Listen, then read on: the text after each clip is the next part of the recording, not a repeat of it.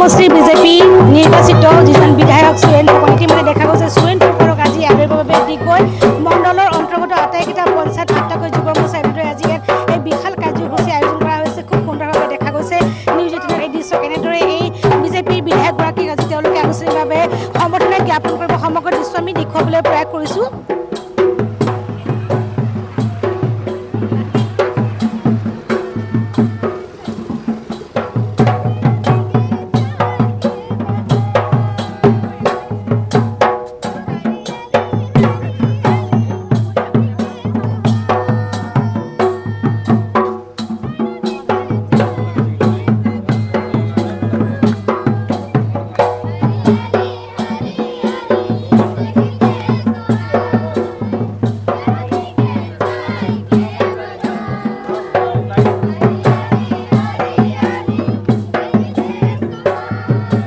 এনেদৰে ডিগবৈ সমষ্টিৰ দ্বিতীয়বাৰলৈ নিৰ্বাচিত বিধায়ক সুৰেন ফুকনক আজি ডিগবৈ মণ্ডলৰ অন্তৰ্গত আটাইকেইটা পঞ্চায়ত যিটো বগাপাটি পঞ্চায়ত টিংৰাই পঞ্চায়ত গোলাই পঞ্চায়ত আটাইকেইটা পঞ্চায়ত লগতে যুৱ মৰ্চা আটাকৈ যুৱ মৰ্চা এনেদৰে তেওঁক আজি সম্বৰ্ধনা জ্ঞাপন কৰিব আনুষ্ঠানিকভাৱে এনেদৰে আদৰ জনাইছে বিধায়কগৰাকীক খুব সুন্দৰভাৱে।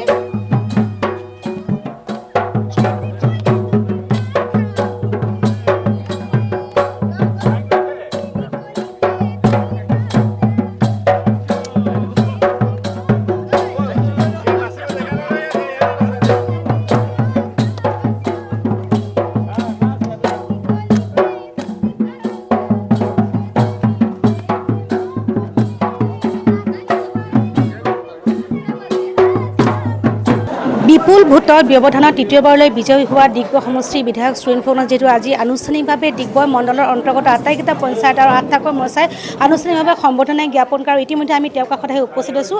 যিহেতু বিজয়ী হোৱাৰ পিছত প্ৰথমবাৰৰ বাবে বিধায়কগৰাকীয়ে অসমৰ মাননীয় মুখ্যমন্ত্ৰী হিমন্ত বিশ্ব শৰ্মাক সাক্ষাৎ কৰা আৰু ডিগবৈ সমষ্টিৰ উন্নয়নৰ ক্ষেত্ৰতো বিভিন্ন ধৰণৰ তাত কথা উত্থাপন কৰিছে আমি তেওঁৰ মুখে জানিব চেষ্টা কৰিম। যিহেতু আজি আপোনাক আনুষ্ঠানিকভাৱে ডিগবৈ মণ্ডলৰ অন্তৰ্গত আটাইকেইটা পঞ্চায়তৰ মৰ্চাই আনুষ্ঠানিকভাৱে সম্বৰ্ধনা জ্ঞাপন আজি এই শুভ ক্ষণত আপুনি যিটো প্ৰথমবাৰৰ বাবে অসমৰ মাননীয় মুখ্যমন্ত্ৰীক সাক্ষাৎ কৰাৰ কথা ব্যক্ত কৰিছে কি ক'ব এই ক্ষেত্ৰত? চাওক, তৃতীয়বাৰৰ কাৰণে মই নিৰ্বাচিত হোৱাত ডিগবৈ সমষ্টিৰ 3টা মণ্ডল আছে।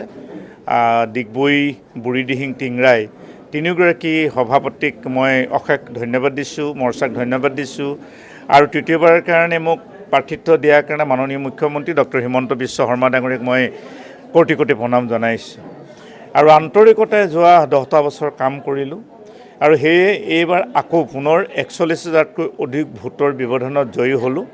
13খন গাঁও পঞ্চায়ত, এখন পৌৰসভা, 1,47,715গৰাকী ভোটাৰ আছে আৰু এই অঞ্চলত কাম কৰিবৰ কাৰণে আচলতে যোৱাটো সময়ত ডক্টৰ হিমন্ত বিশ্ব শৰ্মা ডাঙৰীয়াই মোক যথেষ্ট সহযোগিতা আৰু অনুপ্ৰেৰণা দিছে। গতিকে তেখেতক বাদ দি আচলতে মোৰ ৰাজনীতি আধাৰ হ'ব। যোৱাকালি মাননীয় মুখ্যমন্ত্ৰী ডক্টৰ হিমন্ত বিশ্ব শৰ্মা ডাঙৰীয়াক লগ কৰিলোঁ আৰু তেখেতে নতুনকৈ আমাৰ যি CDC অফিচ, আমাৰ ব্লক অফিচ বা আমাৰ চাৰ্কুল অফিচ নিৰ্মাণ কৰিবৰ কাৰণে তেওঁ আকৌ আমাক অনুমোদন দিছে।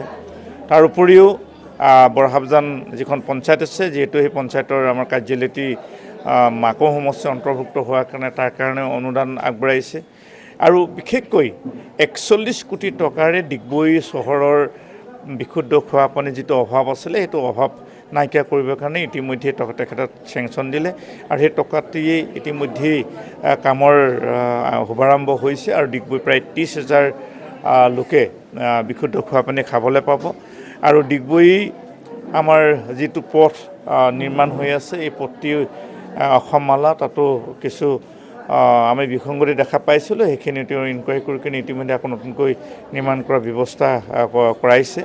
গতিকে প্ৰতিটো মুহূৰ্ততে তেখেতে আমাক সহযোগিতা আগবঢ়াইছে। সমগ্ৰ অসমৰ 126টা সমষ্টিত সমগ্ৰটো সমন্বয়ন কৰিছে আৰু ডিগবৈবাসীও যথেষ্ট উৎসাহিত আৰু নতুনকৈ ডিগবৈ সমষ্টিত অন্তৰ্ভুক্ত হ'ল আমাৰ 6খন গাঁও পঞ্চায়ত, বুঢ়ীদিহিং গাঁও পঞ্চায়তৰ মৌজাৰ আৰু 55,000 ভোটাৰ আছে আৰু সেই অঞ্চলৰ প্ৰায় 43,000 ভোট এবাৰ ভোটদান কৰিছে ৰাইজে। 43,000 ভিতৰত প্ৰায় 31,000 ভোট সেই অঞ্চলৰ পৰা মই অকলে পাইছোঁ। গতিকে সেই অঞ্চলৰ সমস্যা, ৰাইজৰ মনৰ কথা এইখিনি আছে। এই কথাখিনি নিশ্চয় আমি ভৱিষ্যতে অৱগত কৰিম। আৰু মাননীয় মুখ্যমন্ত্ৰী ডাঙৰীয়াই যোৱাকালিও কৈছে, মোৰ লগত আলোচনা কৰোঁতে বিশেষ পুঁজি দিয়া হ'ব তাৰ যিখিনি পথৰ দুৰৱস্থা আছে সেইখিনি নিৰ্মাণ কৰিবৰ কাৰণে। বা পশু চিকিৎসালয়ৰ কথা কৈছে, তাৰো নিৰ্মাণ কৰাৰ ব্যৱস্থা কৰিম কৈছে। বুঢ়ীদিহিং যিখন আমাৰ মডেল কলেজ আছে, সেই কলেজখন এইবাৰ নতুন শিক্ষাবৰ্ষৰ পৰা শিক্ষা আৰম্ভ হ'ব। তাৰ কাৰণে তেখেতে যোৱাকালি আমাক সিদ্ধান্তই দিছে আৰু বিভাগীয় কৰ্তৃপক্ষক তেওঁ নিৰ্দেশ দিছে। গতিকে প্ৰতিটো কামেই খুব সুন্দৰকৈ আগবাঢ়িছে। আমি আশা ৰাখিছোঁ অহা 5 বছৰত ডিগবৈ সমষ্টিটোৰ যিখিনি বাট পথ বা যিখিনি সমস্যা আছিলে সেইখিনি নাইকিয়া হ'ব। আৰু আটাইতকৈ ডাঙৰ কামটোৱে হ'ব ডিগবৈ বিশুদ্ধ খোৱা পানী 2 বছৰৰ ভিতৰত সম্পূৰ্ণ হ'ব। মাননীয় মুখ্যমন্ত্ৰী ডাঙৰীয়াই কালিও কৈছে। গতিকে এইখিনিয়ে কথা। আৰু মই ৰাইজৰ পৰা সহযোগিতা বিচাৰিছোঁ। আৰু 3টা মণ্ডলৰ সভাপতিৰ লগতে 8টা মৰ্চাৰ যিসকল বিষয়ববীয়া আছে, কাৰ্যকৰ্তা আছে, মই আৰু ডিগবৈ ভোটদাতাৰ প্ৰত্যেকগৰাকী ৰাইজলৈ মোৰ শ্ৰদ্ধা আৰু সেৱা জনাইছোঁ। নিশ্চয়, যিহেতু এগৰাকী আছিলে ডিগবৈ তৃতীয়বাৰলৈ বিজয়ী হোৱা বিধায়ক সুৰেন ফুকনৰ আনুষ্ঠানিকভাৱে যিটো আজি সম্বৰ্ধনা অনুষ্ঠান ইয়াত সম্পন্ন হৈ গৈছে। আৰু সম্বৰ্ধনা অনুষ্ঠানৰ শেষত যিটো পোনপ্ৰথমবাৰৰ বাবে তেওঁ অসমৰ মুখ্যমন্ত্ৰীক সাক্ষাৎ কৰিছিল। আৰু মুখ্যমন্ত্ৰীয়ে যিহেতু ডিগবৈ সমষ্টিটোৰ উন্নয়নৰ ক্ষেত্ৰত আৰু বহু যি আঁচনি গ্ৰহণ কৰাৰ ক্ষেত্ৰত কি ধৰণৰ আশ্বাস প্ৰদান কৰিছে এই বিষয়ে বিধায়কগৰাকীয়ে আনুষ্ঠানিকভাৱে আজি যিহেতু ব্যক্ত কৰে।